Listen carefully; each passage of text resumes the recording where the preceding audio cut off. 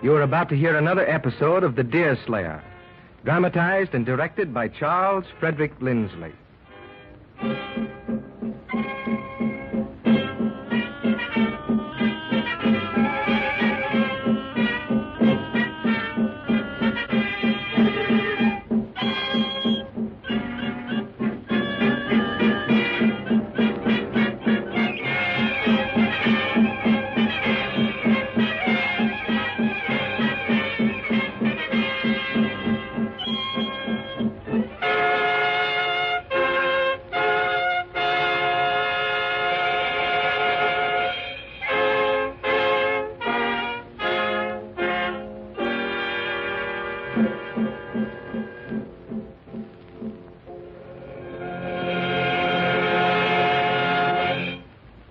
Deerslayer and Judith Hutter have left their house in the middle of the lake to find the two canoes which were lost in the night.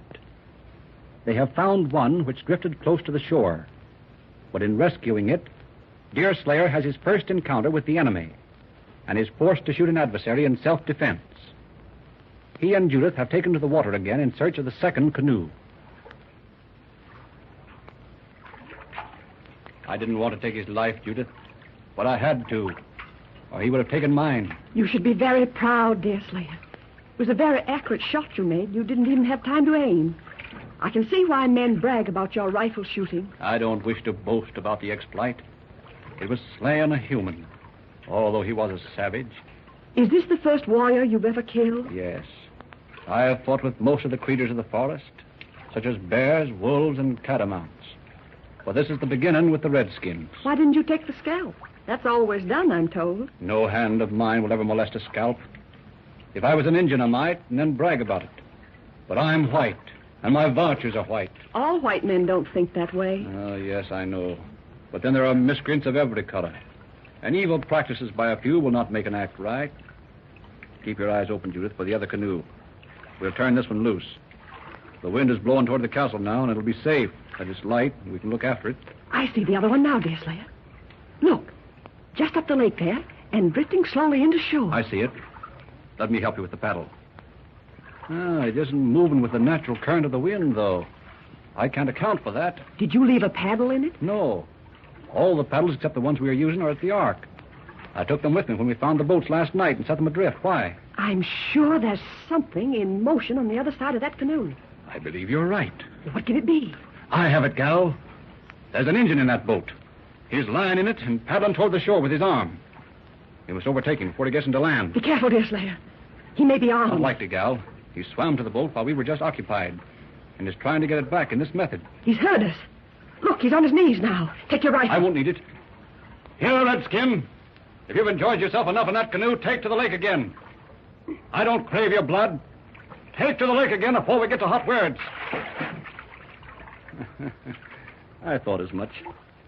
He's off to the shore, Judith. But he'll have his rifle in a few minutes. Here, take a hold of his canoe, and I'll put us beyond his rifle. We've got the boats now, and we'll join Hetty at the castle.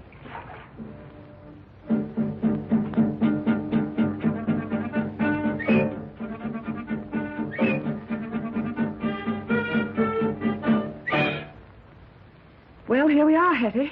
We have all the canoes at the Ark now, and we're safe for the present. Did you see anything of Father? No, we have no chance for that. Do you suppose he and Harry will find a way of escape? It isn't likely, Hetty. But when Chingaku comes tonight, we'll make some plans for their release.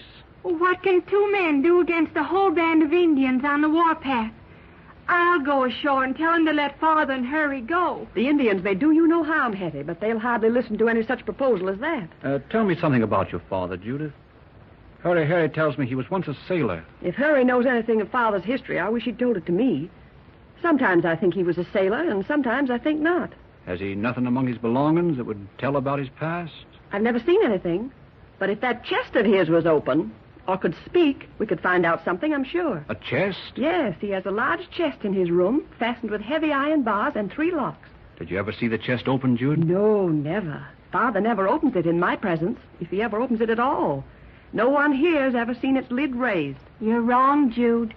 Father has raised the lid, and I've seen him do it. When and where did you ever see that chest opened, Hetty? Here, and many times. Father opens it when you're away. He doesn't mind my being near and hearing what he says and watching what he does. Well, what is it he does, and what is it he says? Well, that I can't tell you, Judith. Father's secrets are not my secrets. This is strange, Deerslayer. That Father should tell them to Hetty and not tell them to me. There's good reason for that, Judith, though you're not to know it. Father's not here to answer for himself, and I'll say no more about it. Can I see the chest, Judith? It's right next to us here in Father's room. It's fastened, though. And he keeps the key hidden. You mustn't disturb it, Judith. You mustn't. Father's in danger. He may never come back, and the chest may give us information that will tell us more about who we are. It may have something that we could use for ransom. No. I tell you, Father wouldn't want you to open it. It'll do us no good. Don't, Judith. Leave it alone, please. Here's the box, Deerslayer. It's fastened with this padlock and these iron plates. Do you know where he keeps the key, Hetty? He's never shown me that. I think he keeps it with him. Please, Judith, let's leave it alone. You'll be sorry. Let's look for the key, Deerslayer. It's probably hidden somewhere in this room because Father wouldn't run the risk of carrying it. He knows it would be safer here. You look along that wall, and I'll look over here under these clothes. Hetty's just superstitious. Did your father ever give any downright command concerning this chest, Judith? No. He's always appeared to think that its lock and steel bands are its best protection. It is a rare chest, anyway. Why, this wood comes from no forest I know of. The chest itself would buy your father's ransom. He seems to prize what the box holds more than the box itself. Well, I don't like to pry into another man's affairs. But if the chest has articles for your father's freedom, it seems to me they would be wisely used in redeeming their owner's life. But it doesn't belong to you, Deerslayer, or to Judith. You have no right to molest it. When the lawful owner of a buck or a trap or a canoe isn't present, his next of kin becomes his representative by all the laws of the woods, Hetty. Being the oldest, Judith, you have the right to say, in my opinion. When my father's life is in danger, I can't hesitate. I say we'll open it if we find the key. I've been looking for it here on this wall. You take a look for it in those drawers over there, Deerslayer. Don't stand there staring at us, Hetty. Help us search. I'll not help, and I hope you don't find the key. It's sinful. But it's for Father's sake. You love him, don't you? More than you, Judith Hutter. I love him so much I'll not disobey him. I know he'd not have you do this. Well, the key's not here, Deerslayer. Let's look in this room next, which belongs to me and Hetty. I won't stay with you. And I tell you again, you'll be sorry if you do this evil thing. You'll be sorry. So this room belongs to you and Hetty? Yes. It would not be hard to tell which side belongs to you, gal. You love finery, they say. And I guess these handsome garments don't belong to the meek and lowly Hetty Hutter. Oh, that's just another evidence of Hetty's weak mind, that she thinks fine clothes are frivolous and sinful. Oh, don't waste any time looking among her things, Deerslayer. Nothing we seek would likely be found there. Your father trusts her, as she said. I reckon it'd be the most natural thing for him to hide the key among her clothes, if it's in this room at all. Look in that coarse pocket there. Deerslayer, it's the key. It's the one, I'm sure. Come, quickly. It is the key. Oh, there. Oh, Deerslayer, perhaps Hetty's right. Maybe we should find some other means of releasing Father and hurry. Not so, gal. No means are as easy and certain as a good bribe. The lid'll open all right. It's loaded with iron and held by its own weight. Here, let me try it. Here's a full cargo.